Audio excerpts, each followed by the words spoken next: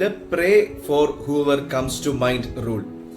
അപ്രതീക്ഷിതമായ ആരെങ്കിലും നിങ്ങളുടെ ചിന്തകളിൽ വരുന്നത് വെറുമൊരു യാദൃശ്ചികതയല്ല. പരിശുദ്ധാത്മാവ് നിങ്ങളെ ഒരു ആത്മിക ദൗത്യത്തിനായി ക്ഷണിക്കുന്നതാകാം.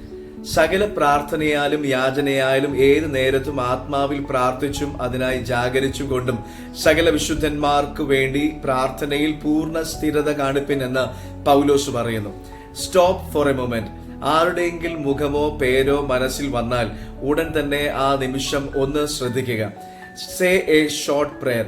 അവരുടെ മേൽ ദൈവിക സംരക്ഷണവും സമാധാനവും മാർഗനിർദ്ദേശവും ആവശ്യപ്പെട്ട് ദൈവത്തോട് പ്രാർത്ഥിക്കുക. റിലീസ്. ആ വിഷയം ദൈവത്തിന് വിട്ടുകൊടുത്ത് പൂർണ്ണ സമാധാനത്തോടെ മടങ്ങുക.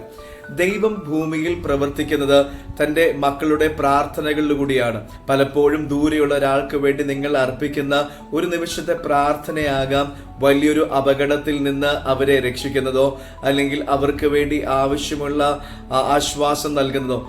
നിങ്ങൾ ദൈവത്തിന്റെ സ്നേഹത്തിന്റെ ഒരു കണ്ണിയായി മാറുന്നത് ഇത്തരം ചെറിയ പ്രതികരണങ്ങളിലൂടെയാണ്. ഇത്തരം ചെറിയ പ്രാർത്ഥനകൾക്ക് സ്വർഗത്തിൽ വലിയ സ്വാധീനം ഉണ്ടാക്കാൻ കഴിയും. A thought can be a divine approach.